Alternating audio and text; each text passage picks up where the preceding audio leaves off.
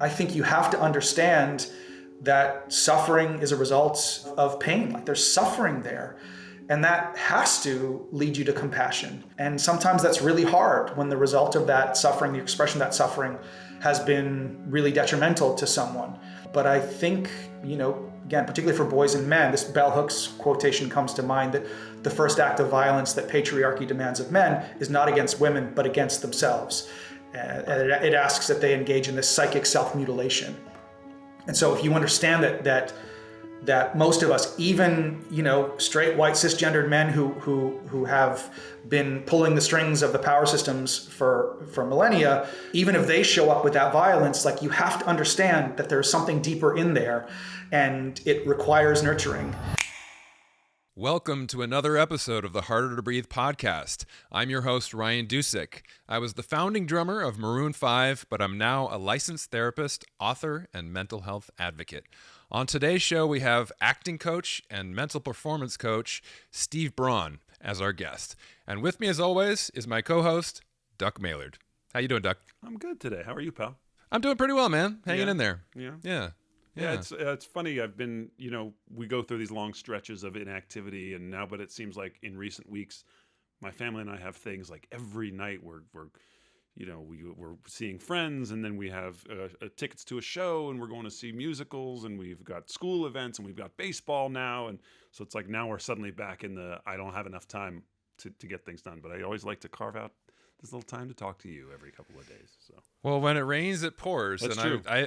I'm feeling the same way too. It's been of late. It's like all of a sudden, now I don't have time for much. I actually went out to a concert last night, which is something I've been doing, I guess, more of lately. Not last night. You did, but earlier this week. I think we've made a conscious choice to get out and be more social and things. So that's funny. Who did you go to see? I went to go see a guy named Alan Stone. Have you heard of him? Mm-mm.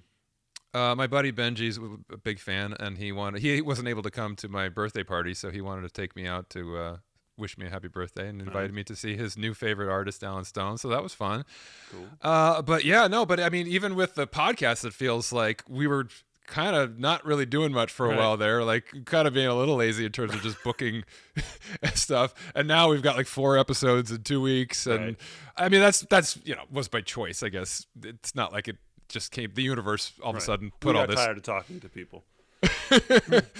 But now we're back in the swing of things, and of course, once you make that choice to be like, let's take on more, the universe then the universe exactly more.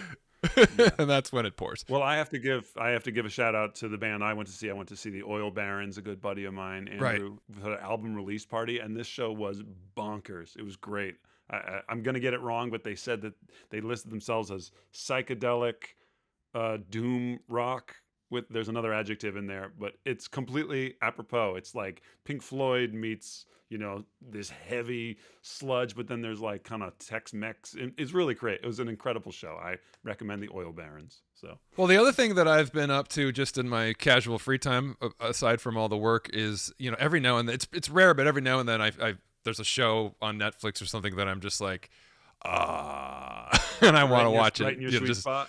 Yeah, and I do the binge watch thing, and it just happened to fall right in this week. The Ed Gein Monster series came out, which it's funny to me because I'm always excited about psychological thrillers and just character studies about people that are interesting, dark, and mysterious. Cult leaders. That's a nice way of saying it. Serial killers, yes. Yeah. But I just figure that everyone's interested in that, and it seems like culturally there's obviously a lot of these shows. But then a couple friends of mine that I've told that to in the last week have been like, I don't really like to go there. I was like, they still make you? So what is it about me that is intrigued by the darkness of man to that extent? It's not just you. I mean, like you say, half the podcasts on the top 10 list are true crime serial killer podcasts. So people clearly have a taste for it. I think it's getting really close to that third rail without touching it. It's people liking to kind of peel back the curtain to the darkest, basest instincts of man and the evil that people are capable of without actually having to do it themselves. Not that I'm saying listeners want to be serial killers, but like it's like if you like watching in extreme sports, it's because maybe someone might get really hurt and it's sort of exciting. You know what I mean? There's a danger element of like you're sort of a part of it. You can be a voyeur of this twisted world, Yeah, but what's weird is that it's funny you say that, because I don't use TikTok as a entertainment source. However, I have to go on there to manage my account, and so I go on there, and then for some reason of late, the algorithm has decided that I just want to see disturbing shit. And just immediately something disturbing will pop up. And I honestly want nothing to do with that. I don't want to see people getting hurt, terrible things happening, disasters, plane crashes and bridges collapsing. Like, I don't need to start my day with that. And yet the feed just keeps giving it to me for some reason. It gets in my feed too. I think that's literally like, well, this is what's popular, so we're going to see if these guys like it. You can hold down and click not interested, and you'll see less of those things. I'll teach you. Really? I'll teach you okay, how to please. I'm a boomer. Yeah. But no, I agree. It is. But there's a fine line, because I'm interested by psychology, and I think I've always been drawn to the darkness in man. In like, when I look at my taste in music, when I came of age, granted, I was a brooding teenage boy at the time when I got into the music that was my music. But to this day, there's something that like dark, heavy music does for me that other music doesn't. It touches a certain part of my soul. Yeah. And I would say there is that existential angst in me that always lives, sort of, I don't know if it's at my core or if it's just my teenage part that shows up a lot of the time. But when I listen to that music now, I'm like, man, this is kind of toxic. Like, just wallowing in negativity and or aggression, or these things that maybe are teenage boy angsty type things that come up. But at the same time, I love it. I'm drawn to it. I can't. It's like a moth to a flame. And but it's that, and it's the part of the soul and the mind, the psychology that I'm drawn to, the darkness within us. But I don't want to see or hear about terrible happening. Yeah. I don't know this is something that I'm kind of ashamed to admit, but I remember in high school I did this. Did you ever watch Faces of Death? Did you ever see those videos? I had friends that had those videos and showed them to me, and I was disturbed both by the videos and by people's obsession with them. Yeah. Because like, what is that? I mean, I get it. But well, for those who yeah. don't know, that those were videos in the 90s that literally showed people dying. It showed people getting hit by trains and like getting shot. And it's one of those things that when you're 16, you think, this is going to be rad. And I somehow got a hold of one and I watched it. And I remember the sick feeling of being like, I don't want to see this. It's sort of like the first time you think you're going to see something really sexy, and then you see something that's a little too graphic, and you're like, I'm not ready for this. It's like I haven't had that experience. No, sorry. But it was. I remember the feeling of shame immediately of being like, why did I want to see this? And now that I've seen it, I can't unsee it. I still think I can still remember the few things that I watched before I turned it off. And it's like, there is a line of like, and I think that's maybe why something like a Netflix show on a serial killer is okay to watch versus something like that's real and that's visceral, and that it, there's no entertainment value. The dramatization gives you just enough distance from it, even if it's something real that they're depicting, or real. I mean, I'm sure that the Ed Gein show has been dramatized. It's not all fact, right. But you can walk up to the darkness and at least convince yourself, well, this is drama, this isn't real life. And there's enough distance from it where you don't feel that guilt or that shame of like, why was I interested in this? Why did I think I wanted to watch this? Mm-hmm. I can also rationalize it as, I'm into mental health and psychology. And so understanding. Yeah, exactly. It's a tax write-off. You can write off your cable bill, your Netflix. Well, I think also, look, we all have darkness within us, some more than others, obviously. And we want to understand it. In some ways, we want to push it away. In other ways, we want to understand it. And I think we do ourselves a disservice by pushing it away. We need to sort of reflect and have some acceptance of the fact that just because you have certain thoughts or certain feelings, you're not a bad person. You're not a negative person. You're not toxically dark or obsessed with something that's terrible. Those things exist in us within good people, within people that have positive frames of mind and are loving people. So I think in drama, we have the opportunity to work through some of those things, or to process and look at it and examine by way of other people that might be worse than us, so that we can feel good about ourselves. But then when you see it in real life, it is interesting. I don't like watching the true crime stuff as much as I do the dramatized version of it. Yeah, the true crime stuff gets a little, unsolved mysteries or, Yeah. But what's funny? We're doing a similar binge, but we're rewatching Mad Men, which what I'm finding really interesting in the last 5 years, my wife and I are doing a lot of rewatches of iconic shows and stuff.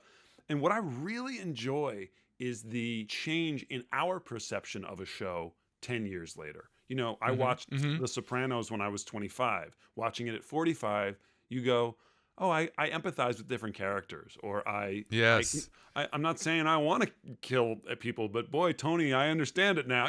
Sure. And Mad Men's the same way. Mad Men I'm watching, and we all idolize Don Draper, and wow, the guy was the epitome of cool, and his suits in the Smithsonian and stuff.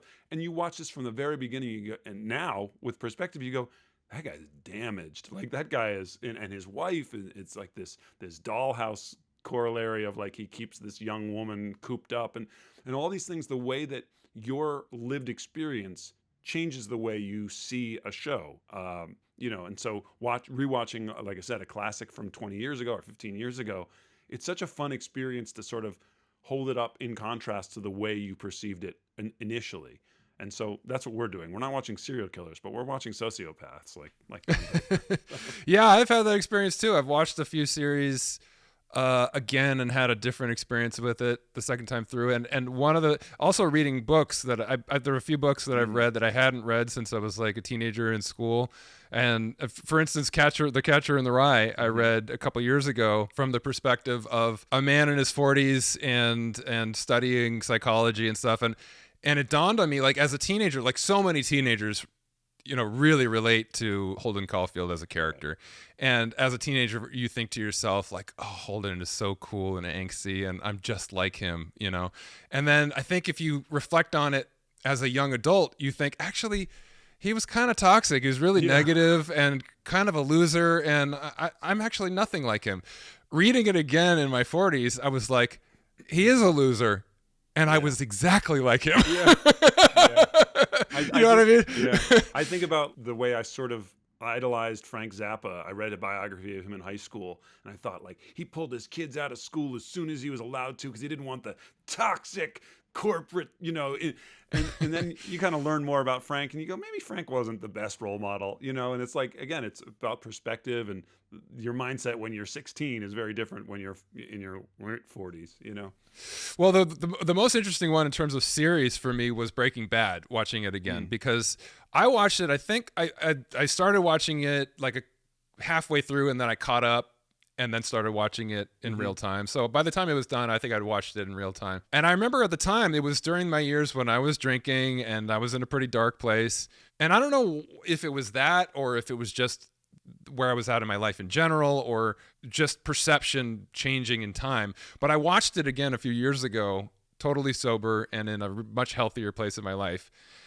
And I had forgotten, like in my mind, somehow there were like redeemable qualities to Walter White. Like I in my mind, I was like, well, he's an anti-hero, but you're still rooting for him. Yeah. And watching it again, I was like, progressively there is less and less, and then no redeeming qualities to him whatsoever. He is an absolute force of evil. I mean, there you could argue in the end, obviously he comes back and for Jesse. Yeah. And there are things he does that are noble.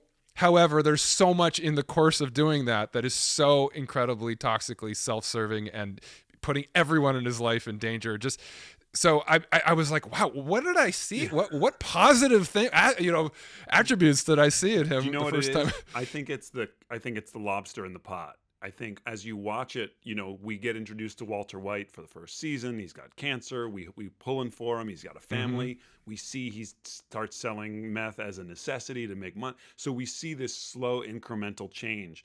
So even by the end, when he's doing these horrific things, we still have this image of Walter in our head as the good guy. And we lived with him for a year, 2 years before things start going. When you binge, it happens over the course of 3 weeks, and you go, well, I don't care about what the guy was 2 weeks ago. Now he's murdering people. You know what I mean? So I think there's a more of a shortened timeline, which allows you to see the forest for the trees, to mix my metaphors.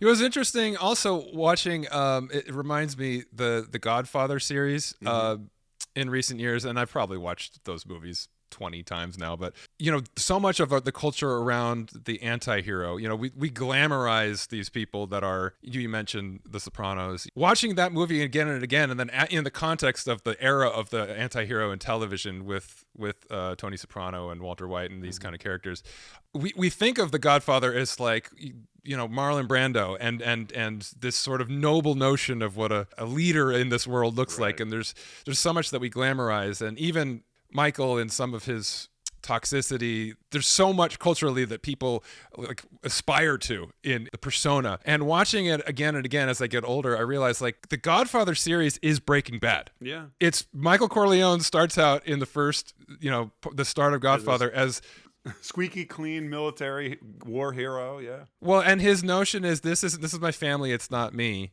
And I'm going to be the one who's going to turn my family into something legitimate and noble. Right. And, it's going to be Senator Corleone. Or I want nothing to do with it. That's my family, Kate. It's not me. Right. And then over time, you see him go down and down and down to the point where he's doing all of the stuff that is absolutely terrible, toxic, bad stuff, and to the point where he ends up, what does he do?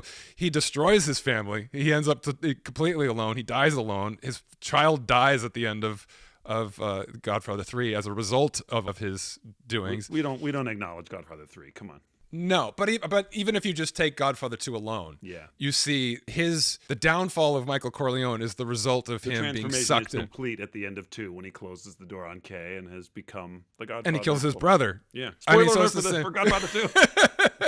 No, but again, that's the perspective, because we somehow rationalize those things. I think probably the first time we watched, because Godfather 1 was so glamorized, you watch Godfather 2, in some ways we glamorize or like have this notion that Michael Corleone has redeemable qualities. Yeah. But by the end of Godfather 2, he is not a redeemable character. Or we convince ourselves, well, Fredo betrayed him. He has to do it for the integrity of the family. Yeah, we rationalize the same way that I'm sure Michael and Kay rationalize their own stories, and that's why it's not just descent of or the transformation of Michael into Vito Corleone. It's more of a metaphor of, the price of selling your morals and selling your moral high ground for, well, he now sees the power that the Godfather has and he's given those, you know what I mean? And so it's corrupting. That absolute power is corrupting. And so if you're not careful, even the guy with the best intentions like Michael had at the beginning ends up just back, in the same place. So, well, just like Walter White, all the things he professed to be trying to protect, he destroyed. Yeah. So what was the point, right? Nothing.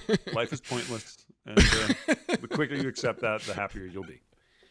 All right. That's a perfect segue into our conversation with our incredibly thoughtful, deep, centered, balanced guest we had on the show today. We just interviewed before this. Doc, why don't you tell us about your buddy, Steve, because he's somebody you've known for a while. Yeah, Steve Braun is an acting coach, but that's sort of reductive in terms of, and you'll see that in our conversation. Steve he's sort of this, he also teaches, what does it say in his bio? He teaches like a thought. Well, he's a communication consultant and mental performance coach. Yeah, but again, that's sort of, I feel like that even doesn't get to the core of it. Steve is just a wonderful man who has this energy and the ability to sort of take a step back and see the bigger picture. And so whether that's from an acting perspective, he's not teaching people how to read lines or how to do a dialect. He's teaching people how to connect with the emotion of the moment or of the scene. And when he's coaching people in corporate jobs, it's the same thing. And so I knew that he would be an incredible guest on this show because he's able to articulate a lot of those things with an incredible felicity of language and experience of Eastern philosophy and things like that. He also had an extensive acting career. Those of you who are fans of Harold and Kumar, go to White Castle, may remember him as the bully in the 7-Eleven. There's a lot of great stories. We didn't really get into his acting career much because I feel like he's transcended all that. He's left those earthly trappings behind, and he operates on a much higher plane. Well, it's his martial arts training, right, that was at the center of so much of that development of his philosophy and that balanced approach. That we talk a lot about the yin and the yang and how that applies to his what he does as a coach and just his philosophy for life. So. Really, a really incredibly interesting and engaging conversation that's I think our audience is going to enjoy. Yeah, a great friend of mine, Canadian. So of course he's a Rush fan by blood. So I had to love him, but he loved Monty Python sketches, and we really connected a lot through COVID when our kids were young. So we talk a lot about that in our relationship, and I think you're really going to enjoy it. So please stay tuned for this great conversation with Steve Braun right here on the Harder to Breathe podcast. Hey, if you like what you're hearing on this episode of the Harder to Breathe podcast, take a moment and subscribe to the show, press that like button, and leave a comment in the comments section. If you want to reach us directly, you can also email us at hardertobreathepodcast@gmail.com. Now back to the show.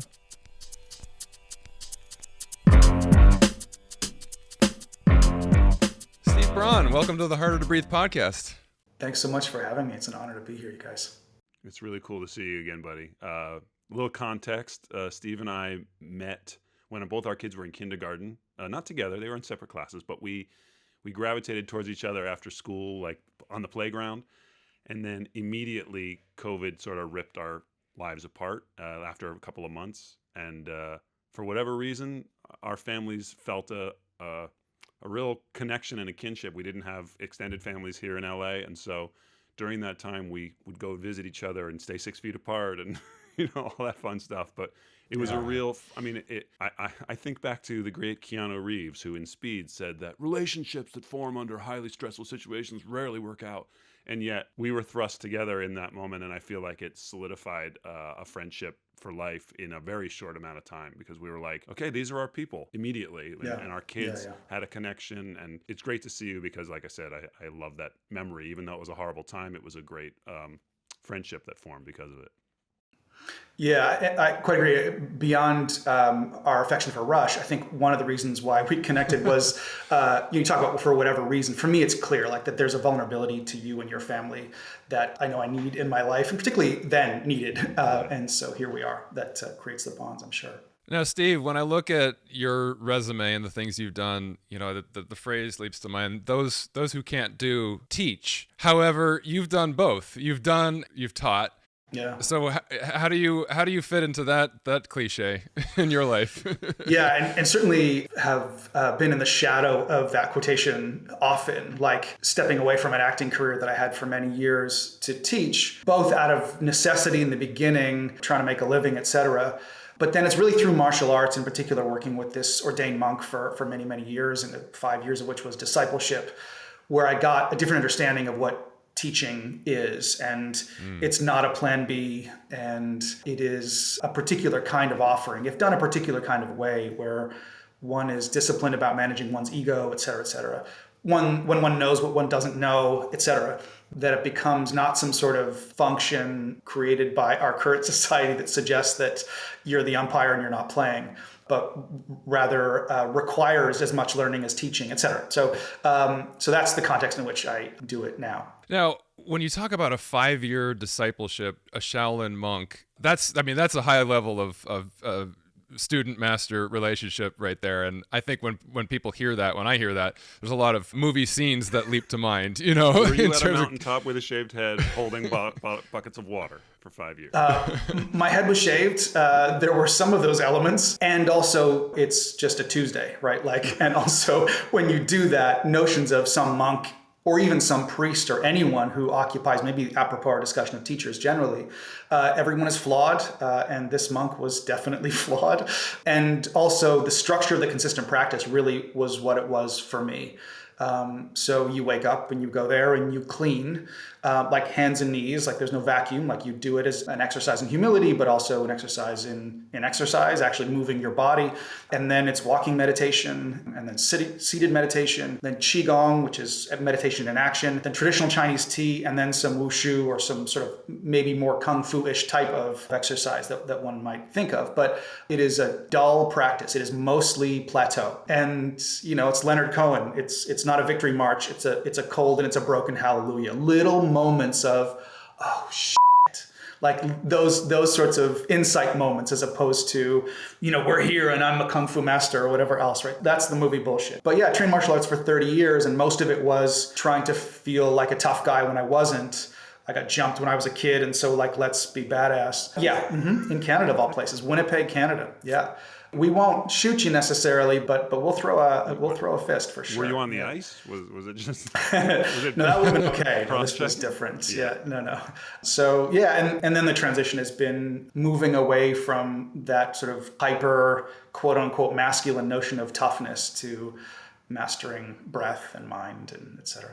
Go ahead. You Ryan. mentioned getting jumped. Was that sort of the origin story? Is that why martial arts became a passion to begin with? That's likely part of it. I mean, these patriarchal forces, which were thrust upon all of us, but in my case, through my father, who before he left when I was 15, really regaled me with all these stories of how he, played hockey, of course, but, broke his nose and finished the game and all this sort of toxic stuff, right?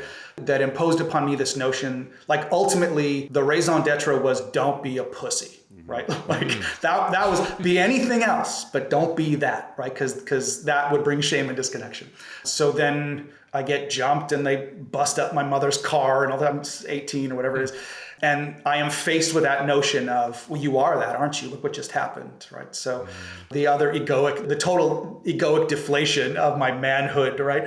And so that sets me on this path of, well, let's seek out some sort of force that can prevent that from happening, right? And then, of course, you get into it and you realize how much the yin energy, as opposed to this tough guy yang kicking and screaming, is essential. And so even to this day, the journey is in deeper acceptance of the divine feminine, of yin, of stillness over action, reception over offering, etc.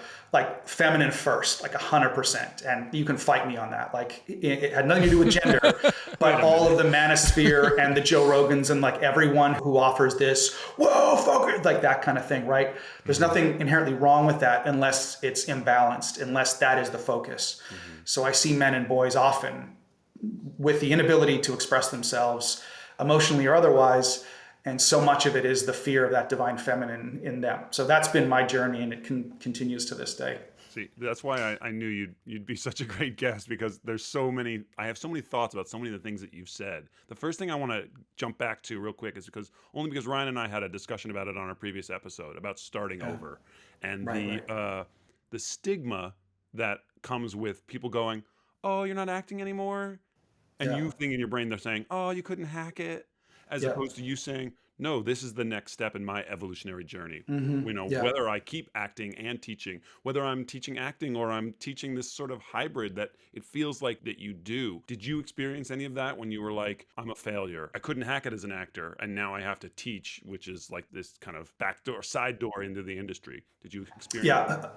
100%. Like, so in the course of my career, I was a series regular in a show. And so that puts you in a particular tax bracket for like 1 second, right? Because like, I wouldn't for all know, the reasons. but I know of it. I've heard of it. And you start developing an identity around that. And so, and then invariably the money runs out because taxes and lawyer and manager, and it's always like half of what they say it's going to be. And you don't work for the next 2 years, et cetera, right? So definitely the peaks and valleys of the egoic identity of I'm a successful actor, I'm nothing, I'm worthless. And then you get the call and someone wants to hire you again. Just like this exhausting, cycle. And so, when things for an extended period of time got dim, definitely going through that.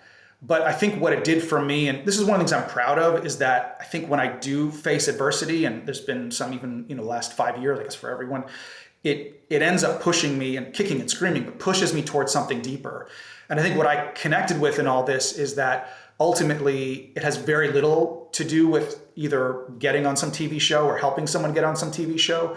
For me, it's about truthful emotional expression. It's about healing. It's about growth. I mean, I felt like even me, who grew up with all the privilege that someone like me grows up with, felt like I was a fucking alien because I was so sensitive and everyone else was telling me I was a pussy, right? So I created this acting studio and this career even to give myself a place where I could express myself emotionally and with some sort of truth. And so going to that place of, wow, this actually has this is a deeper meaning for me and is more aligned with my values, that's been the answer for me. And even as I've transitioned most recently out of, working so closely with actors in my acting studio, it's because I keep getting pushed to something deeper. There's something deeper in all of this, in getting to some sort of deeper truth, particularly as the world is on fire these days. So that's the answer for me. But yes, like 100%, it is a shedding. It is gnarly. It feels like my ego's ripped from me and beat in front of me, and there's nothing I can do about it. And ultimately, it's awesome. I can relate to so much of your story as you're telling it. I think first and foremost, the part of feeling growing up like I was somehow more sensitive or even feminine than I was supposed to be according to our culture, and sort of compensating for that in certain ways. For me, it was sports. I became kind of a jock and butch in that regard, even though internally and in my personality, I didn't feel like I was one of those highly competitive, aggressive types that usually excel at sports. And then the drums, the choice of playing the drums is like, of all the instruments you can play, it's like the most physical, aggressive, just cathartic, getting out that teenage angst kind of thing. And more of your story later. But I'm glad that we stumbled onto this topic of the masculine and the feminine, because I think it's so relevant today, and something that has been in so many of my conversations with clients and friends, men and women. And we see this conversation around toxic masculinity, which is a word that has lost all meaning because depending on who's using it means something different.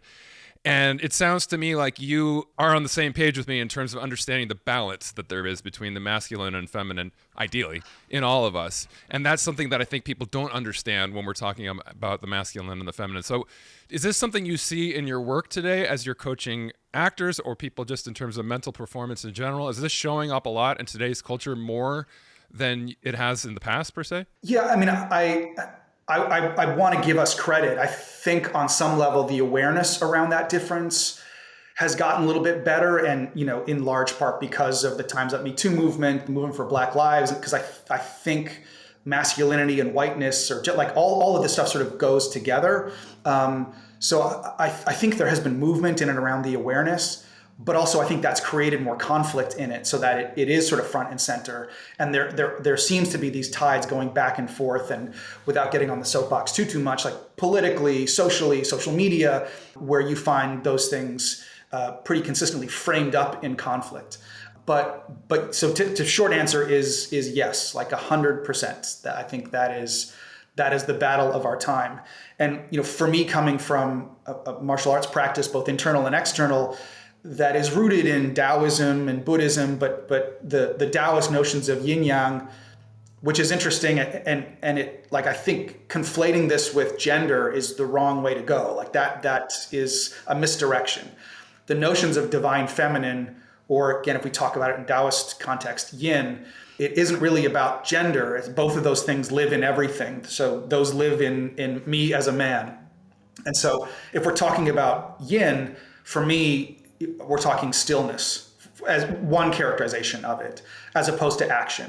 So the notion of martial arts, even if I'm doing sort of Tai Chi Chuan or Yangshe, some form of Tai Chi Chuan, I have to move back to move forward.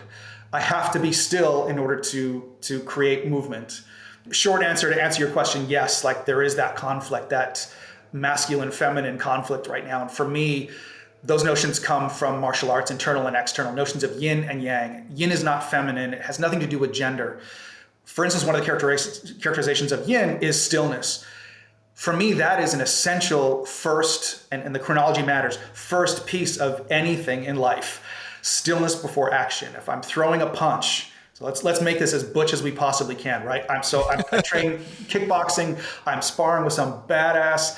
In order to throw that punch, I'm going to have to find myself rooted so that punch has any impact. I'm going to have to twist the right way. But if I'm off balance, if I'm kicking with my right and my focus is not on the grounding of my left, it just won't be impactful. Any sort of martial arts form often goes back in order to move forward in the interest of impactful action. So when I'm working with men and boys, I try to butch it up as much as possible, right? So like, let's offer martial arts, like badass stuff, right? And then you sneak in that softness, that stillness there.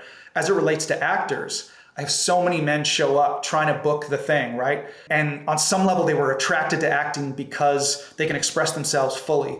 But they're asked to express the totality of the human emotional experience, including their vulnerability, and they have been given no tools to do that. So now there's this massive conflict. Society's telling them to like not be a pussy, and yet in their work, they're being asked to be vulnerable. And so there's a lot of work to be done to undo some of those notions, to untangle it from this external idea of what a man, quote unquote, should be, and offer the power of the feminine energy, the power of yin. And the other piece I'll add, without getting too much in the weeds here, is that it's not a full stop on any of this, right? To be a man equals X is like just the wrong approach. The notion is when you offer yin, it starts to wax, it gets bigger, and then it emerges. And at its peak, it ends up waning, because that's, the Tai Chi symbol, Tai Chi 2, like it's meant to turn. So at your like biggest expression, you're just raging out there. There's going to be a dip because that energy will wane. And then we bring in the rest, right? Your phone has to charge. You do all sorts of things, but then you got to plug it in. And then when we're at our peak of rest, that ignites yang. So you have to let yourself be taken by that balance. And if you're trying to hold on to the yang without an acceptance that it shifts, because you don't want to be a wimp or whatever, you're going to hurt yourself on the insides. That's where mental health issues come in. So a lot of these notions to me are deeply rooted in philosophical notions. The actor side of it is so clear to me. Obviously, as an actor, I that juxtaposition of stillness versus action versus emotion versus emoting. It's this internal struggle of trying to play a feeling or an emotion, which I know you're not supposed to play a feeling, but versus wanting to have restraint. I think of Michael Corleone in the Italian restaurant. That moment is 30 seconds of a camera just on him, and we can see exactly what he's. I have to kill this guy. I have to do this. I have to drop the gun. I have to walk, and he doesn't do a thing. He's completely frozen. Yeah. I wonder about that same messaging as it applies to non-actors that you work with now, in terms of whether it's peak performance in business, in life, just in getting people to slow down and be still for a moment. What's the correlation and what's the success, or what's the message that you try to impart when it doesn't refer to acting or conveying information that way? Yeah, I mean, the through line for me is presence. And so I think you get an experience like that for someone like Al Pacino or Viola Davis, or those actors, or even I would say musicians or artists generally, who can ground in stillness. And to me, what that is they have done the work, and indeed it's work, of full acceptance, right? Like there's no feeling that will come up. There's no person or thing that will offer an external influence on them that will make them, have to squirm away from the thing. Yeah. Full acceptance. They'll have an emotional point of view about it, but it's full acceptance. And in that full acceptance, I think you get stillness. And so that is a notion that is, probably older, but 2,600-year-old Buddhist philosophy, it is older, but of presence, of can you be in full acceptance of each moment? And so whether you're talking about, coaching someone on authenticity or purpose and passion, or some CEO who's trying to do this or that, to me, it starts with a practice of can you be with yourself and the moment, and be in full acceptance. And to me, again, that's divine feminine, full reception, no action, allowing, the moment, or however you want to describe it, the Tao, to affect you. And trusting that when that happens, you will be ignited towards action. So that's stillness in sparring, in acting, in business, in all of it, in chess. And that is a practice. And I think that's antithetical to many systems in society, and certainly the algorithmic nature of social media right now, which sort of inundates us with the blast of the world suffering 24/7, and this brick that we hold in our hands, like shining in our face, like specifically meant to trigger us to some sort of anxiety, or trigger us to a reaction or an action. Reaction. And so, exactly, reaction, sure. So can we be in full acceptance of the moment? Is a question that everyone must answer. Can you just sit there with yourself? Not as some exercise in productivity, but because you deserve stillness. Something you said in passing earlier kind of stuck in my head, and I want to ask you about it. You said, I don't want to get stuck in the weeds. And that was just a passing phrase you used. Yeah. The thing that keeps coming up for me is like so much of what we're just talking about is so important to the solution to the problems we're having culturally at this moment, and politically, but just in terms of as human beings and how we relate to one another. And yet it's so hard to describe to people without getting into the weeds, because it's such a nuanced conversation, and we're describing things that for a lot of people might go over their heads if we're talking in the terms of Eastern philosophy, or the balance of the yin and the yang, and these types of kind of heady ideas of philosophical notions of what the ideal is for human existence. For our culture, so much of the time we think in binary terms. And that's the problem we have in terms of gender conversations. When you say masculine, the first thing that pops in your mind is men. When you say feminine, the first thing that pops in your mind is women. And even the statement like has nothing to do with gender.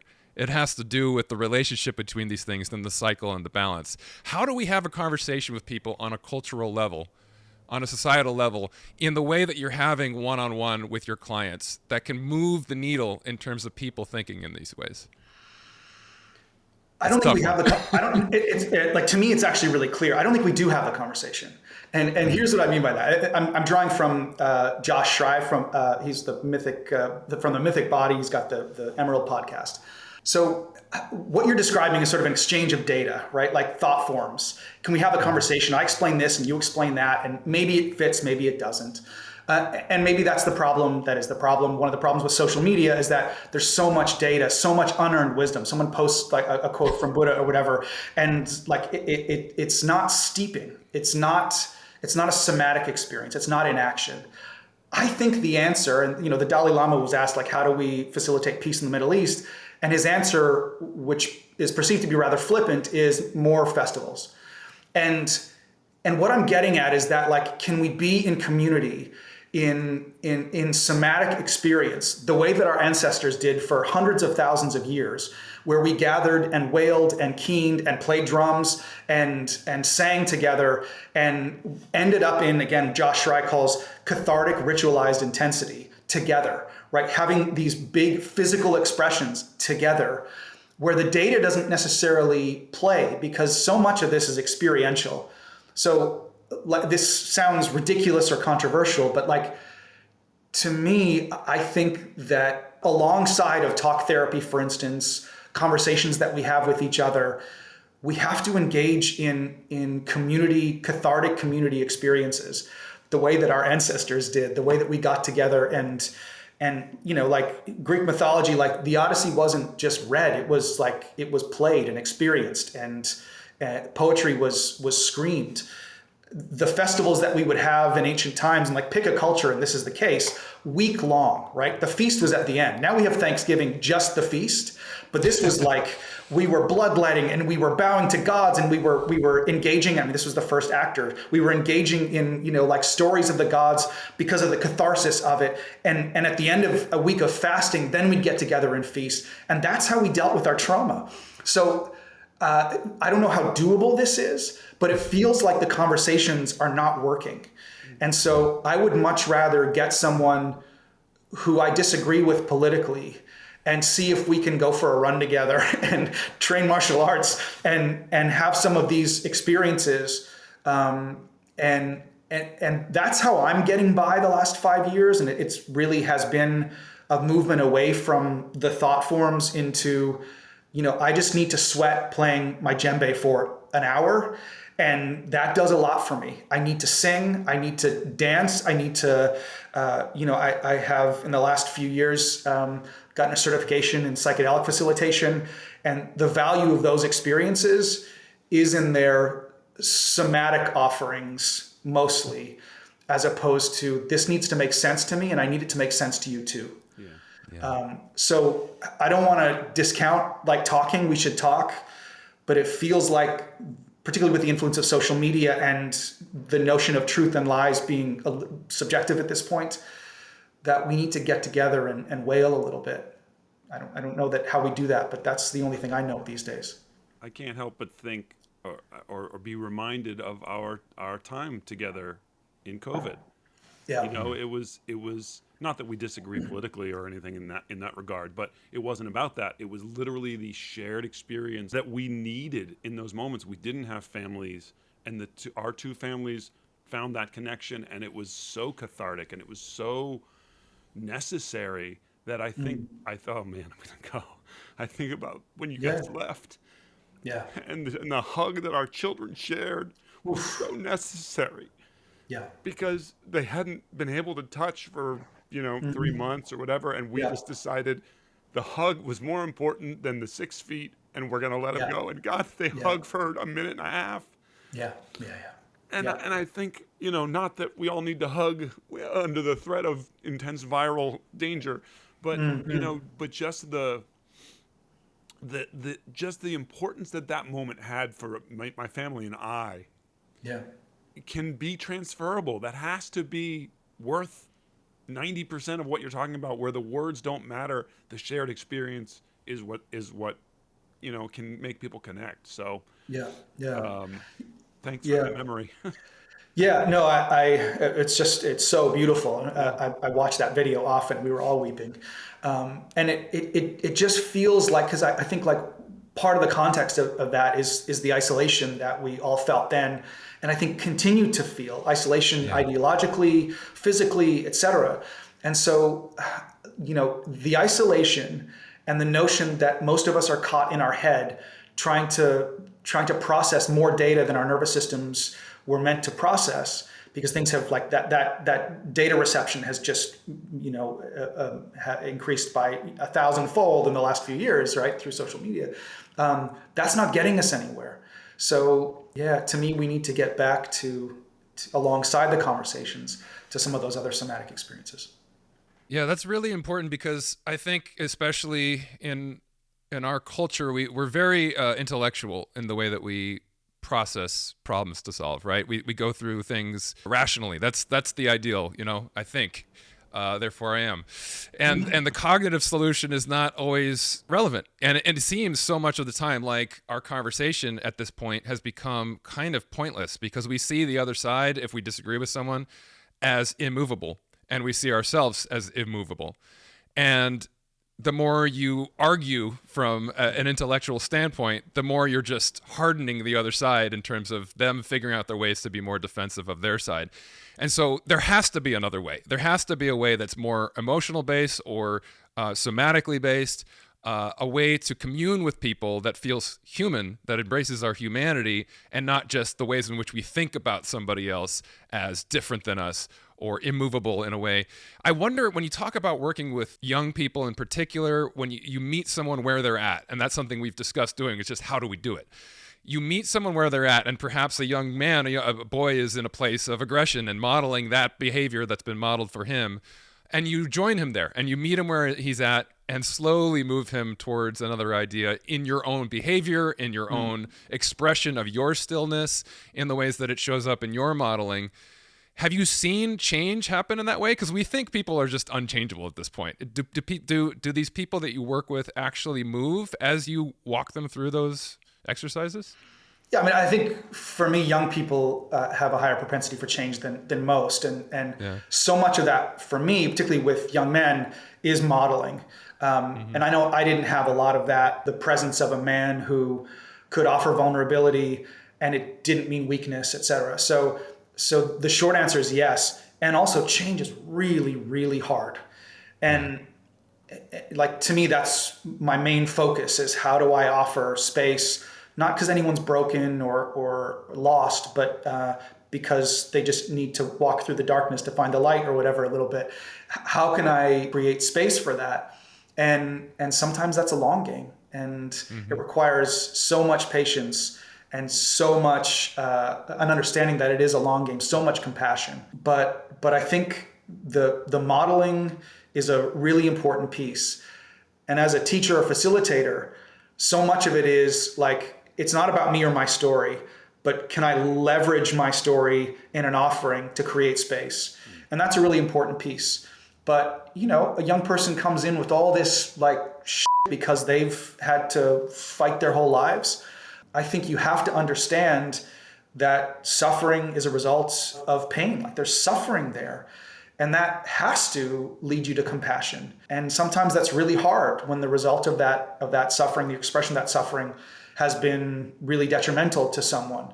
But I think, again, particularly for boys and men, this bell hooks quotation comes to mind, that the first act of violence that patriarchy demands of men is not against women, but against themselves. And it asks that they engage in this psychic self-mutilation.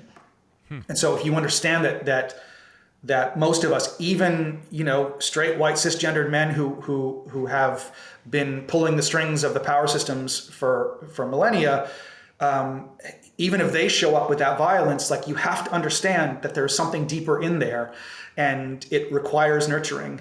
And if they have been denied stillness, and then as they've gotten older, shunned stillness, deliberately kept away that yin energy that they desire and on some level and require space for it.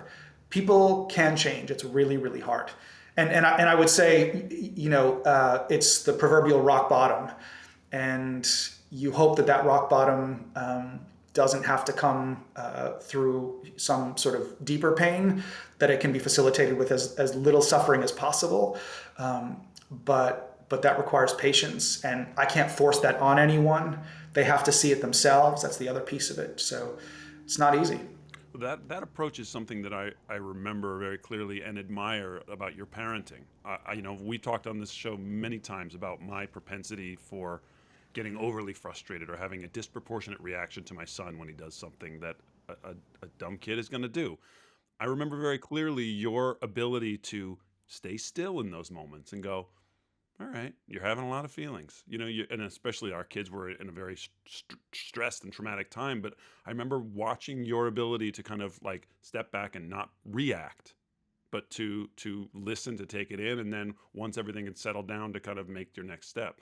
I'm curious about your choice about, modeling yourself, making a conscious choice to obviously not set the same example that your father set.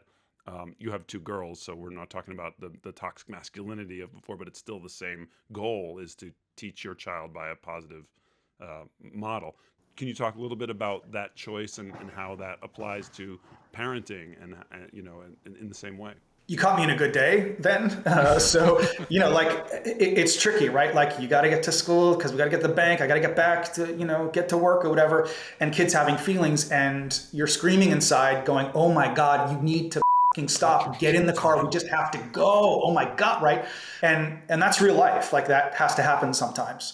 And also, where possible, if one can be an acknowledgement of the feelings consistently, and it's hard, particularly, 2, 3, 4, they're raging, or now in the tweens, raging again.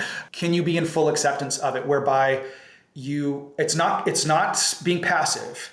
It's not like allowing crappy behavior or whatever, right? No, I never felt like you were like let's not do that, sweetie. Like, I was like, oh my God. It always felt active and it felt powerful, but it also felt restrained. Because I think what presence says to someone, whether they're a child or anyone else, is, I'm not going to go away. Yeah, but I hear you. And inherent in that is, this is not worthy of shame and disconnection. I will continue to be here.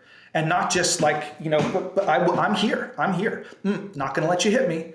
I'm here. Yeah, I know you feel it, right? So, and I think what I find when I have the capacity to do that, and I want to be clear, when I have the capacity to do that, what happens is, if I think of my 6-year-old now, she'll, wail and rage and whatever, and I'll be there and be there and be there. And then it moves, because feelings move. They're transient. That's like, what a gift of understanding when you know that. They're transient. And then a little bit later, like, she'll stub her toe or whatever, or just even randomly, she'll run up and give me the full weight of her body and just lean all the way on me. And the message I'm getting is, I did the excruciating work of making her feel like I'm someone who's safe. And so she can come here and give me that, and I won't go away. And man, it's hard, particularly as we're getting into the tween, where you want them to slay dragons, but you're the dragon, right? Like, you are catching rage. And it's such a fine line between, I want my kid to respect me, and like, you have to, which is true, right? But also, I need them to be able, particularly girls, by virtue of being that, or in utero, when the ultrasound came back and they found female sex organs, like 20 cents in a man's dollar, the color pink, you're not going to be president, right? Like, all these things were sort of thrust upon them. I need to make sure that they know how to swing a punch, figuratively and literally. And so some of that is, they're going to deal with me with presence, and I'm going to allow them to push. And there's a line, but also they can express themselves with me, is the aspiration. I want to be really clear.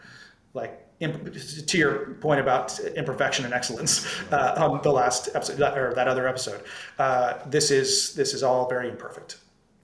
Well, you kind of moved into my next question. What it was going to be is, we've talked about the balancing these forces within the boy, the man, the father, and now you're talking about your girls and how that fits into this. And I'm curious, this larger conversation, how do girls and women fit into this? Because we've had, the feminist movement and now the anti-feminist movement. Again, binary notions in terms of what it means to come of age as a woman in today's society. There is a lot of focus these days on the boys. Either they need to be more masculine, more traditionally masculine, or they need to find, not a lot of people are arguing what we're arguing. They need to embrace their vulnerability more. But I think women have been empowered over the last several decades to a place where they have a lot more opportunities now, but there's still a lot of confusion in terms of what is my role, and is there a way there's still this feminist notion of having it all, and is that even possible? I don't want to make the question too big. I just, specific to what we've been talking about, how does this apply to girls and women as you see it, with the people that you work with, and in a greater sense in our culture? Yeah, I want to acknowledge first that we're three dudes having this conversation, so take all this shit with a grain of salt, right? Absolutely. But maybe I won't speak to women specifically, but more about the ways in which the yin and yang, or the divine feminine and divine masculine, manifest themselves in different people. That I think that, again, if we think that it's notions of yang or masculine, like hyperactive, hyper-capitalist, produce, go, go, go, you don't need to rest is for wimps, like that can be internalized by anyone. And I know women who struggle with that balance, particularly as the expectation is that they should have everything, right? Like you should stay at home and be with your kids and be the perfect mother. At the same time, you should have a career.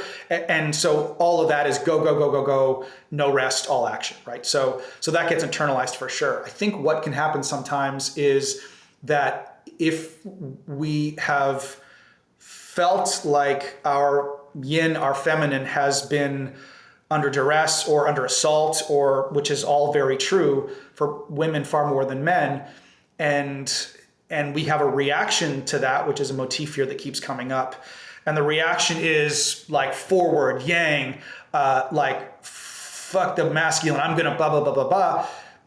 I think you end up losing that balance too. So now it's women over men, men over women, and it definitely is the case that women, in particular women of color, feel the wrath of our systems more than most. And also, I think the only way forward long-term is balance of those two forces within each of us individually, within communities. But also, I have no right to tell a woman who has felt the effects of, 1 in 4, 1 in 5 women have been sexually assaulted, and consistently making less for the same amount of work, et cetera, to like, no, just like find your yin and find your balance, like shut up, right? Like that's right. So some of these forces have to play out, and you hope for the best. I wanted to ask, just to sort of swing it back to the practice that you teach, specifically at the acting school, BGB Studios, with your partner Riza Raymond Garcia, who I have a wonderful memory of experience with. She had brought me in for a show called Masters of Sex, which I can only assume because she looked at my headshot and thought, this guy is going to be a master of sex. I can tell. I did not book the role, but she's one of the only casting directors to have ever sent a little nice note to my agent saying he was wonderful and it wasn't right for this time, but we're going to find something for him. I'm wondering if that's a philosophy that you two crafted together to create a community in an industry that is so devoid of that compassion and so devoid of that one. I mean, that could have been a form letter, but it took half a second to add it to the email, and it made I still talk. I mean, that was 15 years ago. I still think about it. Was that a conscious decision when you formed this school with Riza to foster that sort of community and a different approach to acting versus just like, here's the script, here's how you break it down. Let's foster the person. Let's create this feeling of community. Yeah, I don't know how deliberate it was, except for the fact that that's kind of how, like, we're both sensitive creatures. We're wired that way.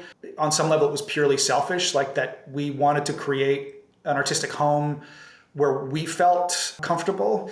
And so, like, there is so much speed in the industry, so much unconsciousness.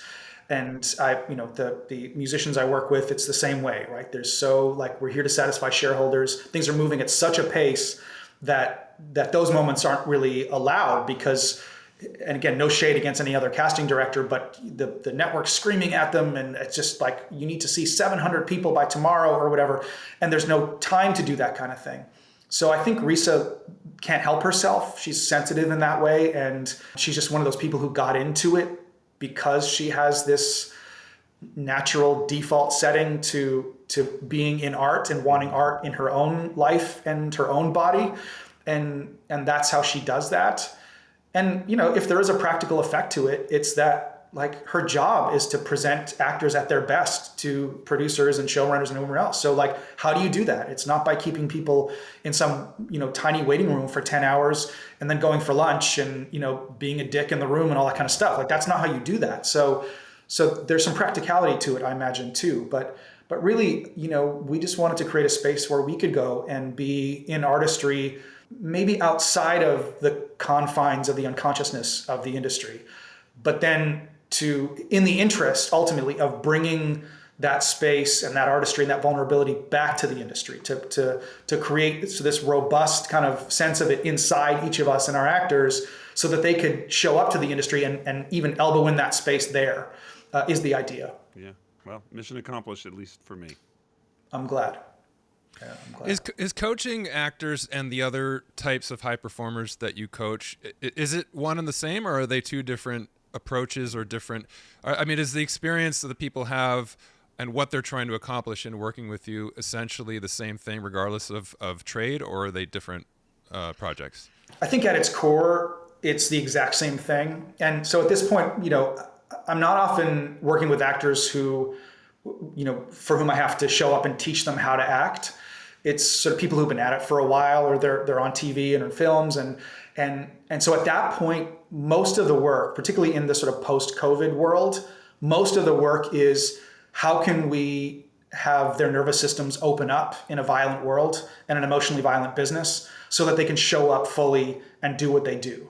That's most of the work. So if it's about liberating their nervous systems so that they can be at peak performance, you know, I'm drawing on meditation and breath work and qigong and oftentimes various other modalities, including psychedelic facilitation, where that's safe and legal to do, to get them to that place so that their hearts can stay open, so that they can stay really as sort of brightly sensitive as possible. That 4 or 5-year-old sensitivity while they walk into a set that, you know, some medical drama that's meant to actually capture the chaos of an ER, and there's 70 background and, you know, performers and 10 cameras, and it's just like intense. How can a wildly sensitive person show up there? And that work is the same as working with a CEO who's meant to evangelize some message of the company or offer some message of humanity, where ultimately the power is, can they fully express their singular emotional experience in the interest of universality, right? So I express my experience and you go, oh my God, I get that. I have my experience too. And we've created an authentic relationship or some connection. And that's businesses, that's products, that's people, all that sort of thing. So ultimately the work is the same. And it's really fun to have, you know, highly successful executives doing what I know to the acting work, even though I'm not necessarily calling it that because they'd freak out, and knowing that there's, you know, this theater kid who does it 10 times better than them, but they're muddling through, you know, it's fun. You got CEOs playing zip, zap, zop in their boardroom. For sure. Because ultimately, like, while it seems elementary, yeah, it's elementary, but like, it's always like, can you come back to breath? Can you come back to meditation in each moment? This is like the most elementary shit ever. Like, meditation is doing nothing. Like, what did you do? I did nothing. Right? Like, and that is antithetical to everything our brain is screaming at, particularly a CEO who has all of these responsibilities and managing company, blah, blah, blah, blah, blah, right? Yeah. And has an idea of themselves as someone who is in some tax bracket in some place in society. Great. Where's your breath right now? It's like right here. That's a problem. And that means there's suffering. And that means you can't communicate the totality of your radiant glow of your consciousness, which is ultimately what's going to connect you to people. So come on over, sit, let's have tea, let's breathe. What do you mean sit? What are we doing here? I gotta go. Like, give me the thing. Yeah. It's like, this is the thing. If you can't do this, I can't help you. That's it. So whether it's for the actor or for the CEO, for those of us out here who are aspiring to those heights of performing at the highest level, what is the one thing that people get wrong when pursuing mental performance at the highest level? I think it's the expectation that you should be cool.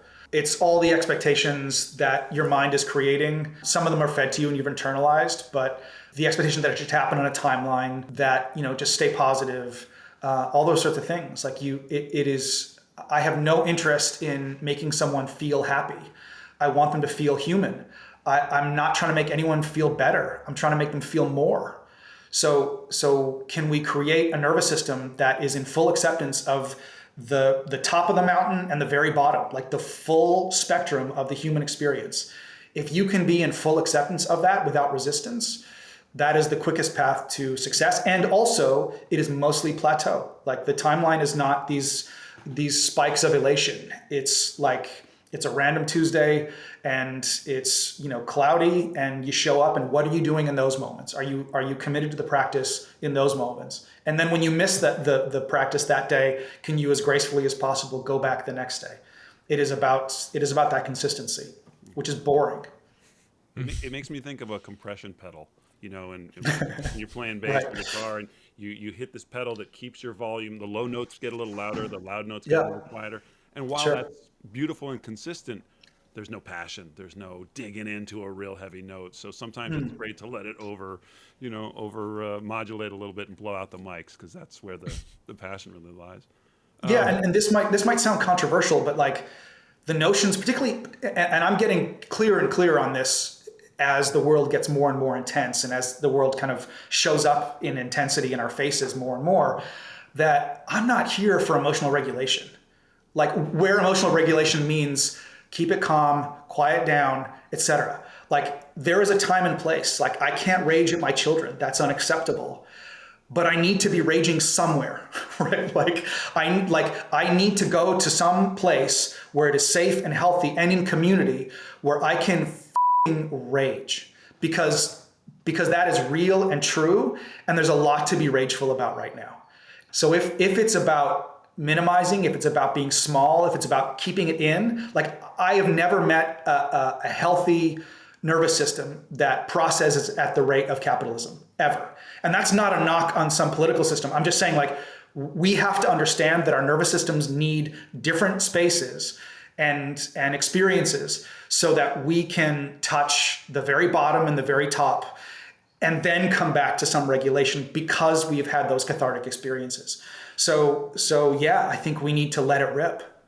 Yeah. I remember you having some long sessions in the backyard, kicking a heavy bag or something after a long day of that nice, even keeled parenting. So. Yeah, for sure. Necessary.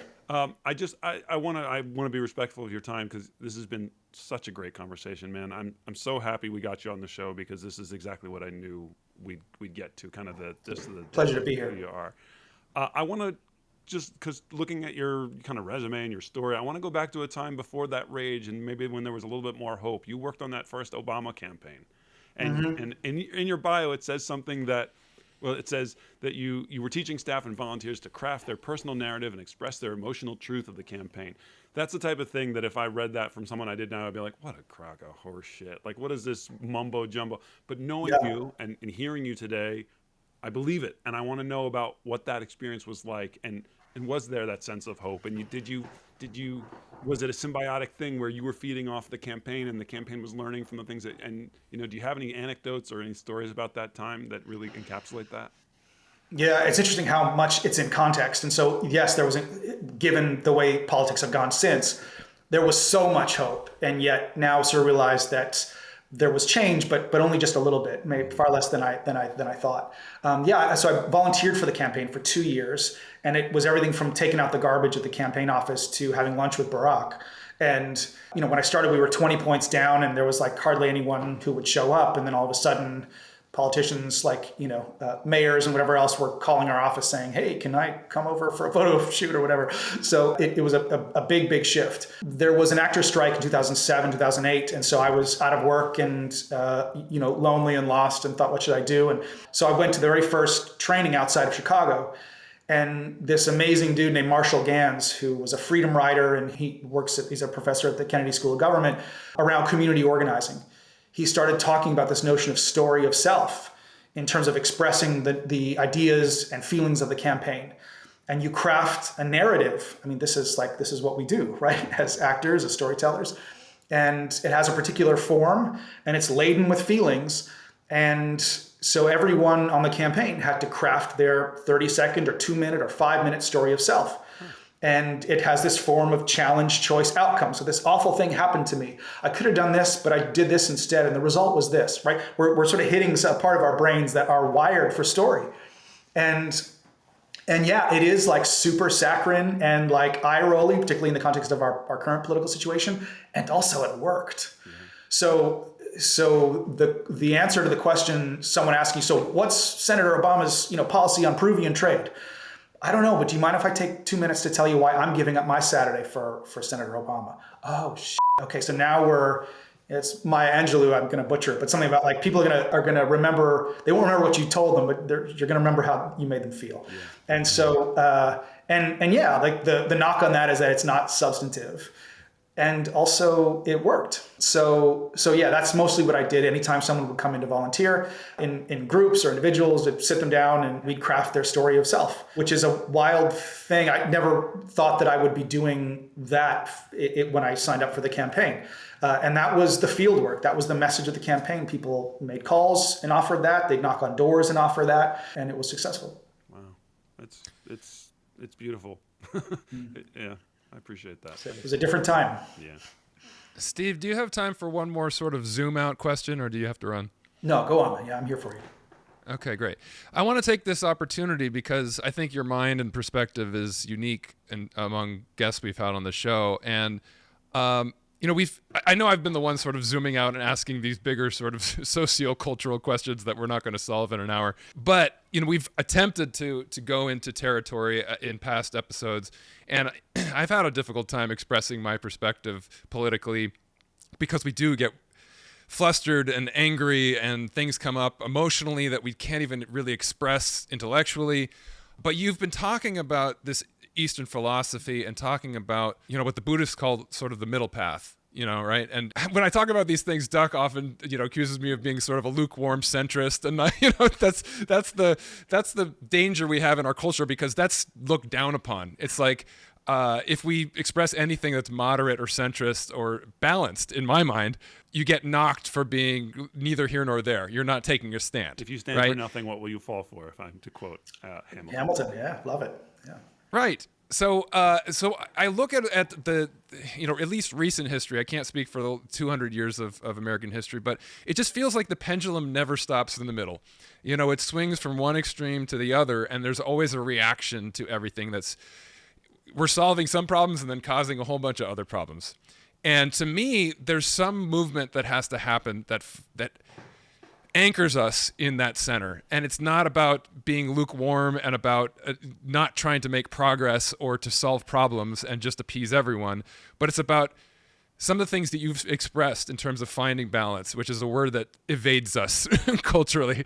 So how do we even begin, from a cultural perspective, start to embrace the notion that there is a path through the middle that is progressive for those who think in progressive ways, that is conservative for those who are mindful of maintaining things that are important to our value system and that are human and good, but don't keep us mired in this reactivity of going from one extreme to the other in trying to solve problems and then just causing more problems? Yeah. No, it's a small big question. Solve it. Solve it. Go. I love these big questions. There are no answers, and also we need to ask them. So, I think some of the identity of progressive or conservative or centrist, like left, right, center, some of that has been crafted, deliberately crafted, what it means to be left versus right, or politicians or media folks or whatever will create an issue to make it right or left so that folks on the left or right or lean that way can gravitate towards it, which then defines a demographic. Then they can tell that demographic that they need to follow X, Y, or Z, right? So some of it is maybe like getting beyond those notions. And to your point, Ryan, like getting back to a place where we ask questions of what are our values.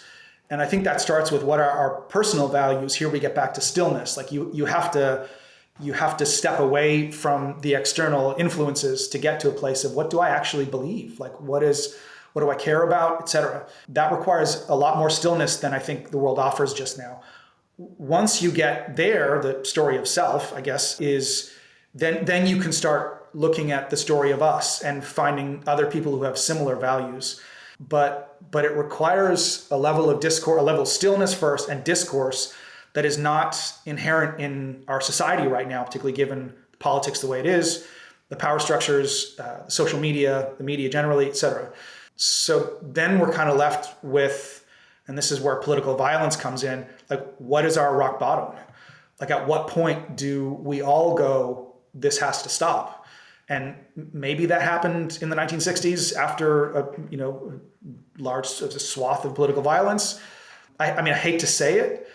And also the history of the United States has been about conflict like this. The pendulum has always swung. So that's about as close to an answer as I can get, except I think, and this is like a deeper responsibility for each individual, I think in order to be able to make that move from your own values to someone else, I think you have to take the time to look at your own suffering. Like if you're not in relation to your own pain, and by relation I mean like you are sitting there and looking at it and letting it, push you to compassion for that suffering, whether it's the tension in your shoulder or the childhood, incidences that led to trauma, whatever.